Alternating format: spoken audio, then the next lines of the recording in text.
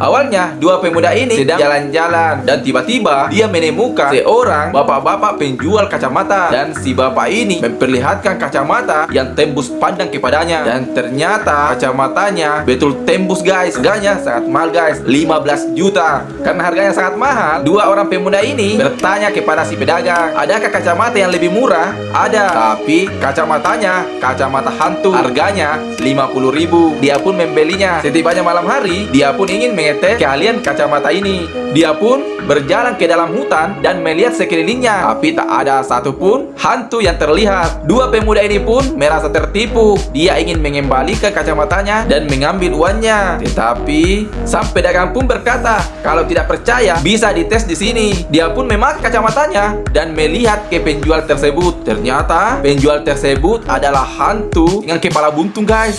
Dia pun lari ketakutan. Takut guys. Awalnya si pocong ini lagi kurang kerjaan guys. Dia pun mempunyai ide untuk melakukan prank. Prank pun dimulai. Dia menunggu sampai ada seseorang yang lewat. Tiba-tiba Bang Kumis lewat dengan gerobak satenya. Sang pocong pun memperlihatkan aksinya dengan lompat-lompat ke tengah jalan. Tetapi Bang Kumis tidak takut guys, karena Bang Kumis adalah pendekar di desanya. Sampai sang pocong mencari ide biar pranknya berhasil. Sang pocong pun menemukan ide. Dia pun menangkap cicak dan melemparkan ke baju Bang Kumis. Sontak Bang Kumis lari ketakutan, dan pada akhirnya sang pocong sangat gembira guys, bahagianya ya.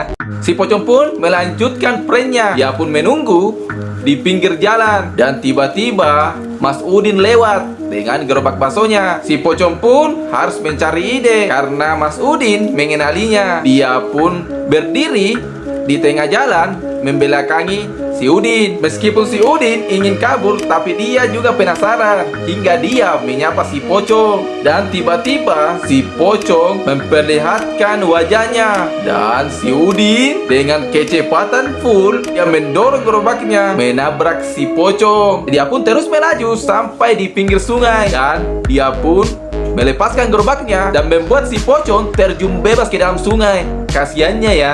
Gara-gara si pocong ini, pencuri ini bisa tertangkap. Jadi, ceritanya di sebuah desa marak terjadi pencurian sampai para pemuda di sana berjaga-jaga di pos ronda. Karena keasikan bermain catur, tanpa dia sadari ada maling yang mengendap-ngendap masuk ke rumah ini. Dia pun berlari dan terjatuh sampai dua pemuda ini mendengar pergerakannya. Dia pun mencarinya, tetapi si maling ini bersembunyi dan menggunakan sarungnya untuk menakuti dua pemuda ini. Dan ketika dua pemuda ini hampir saja menangkap si pencuri, pencuri pun menakutinya dan membuat dua pemuda ini harus lari sangat kencang hingga sang pencuri ini tertawa dengan gembira. Tiba-tiba si pocong asli keluar guys. Sang pencuri ini pun kaget dan langsung lari tanpa melihat ke depan, dan tiba-tiba dia pun sudah berada di depan pemuda ini, dan alhasil dia pun ditangkap. Makasih Cong. Jadi ceritanya pria ini sudah sangat lama menjomblo guys.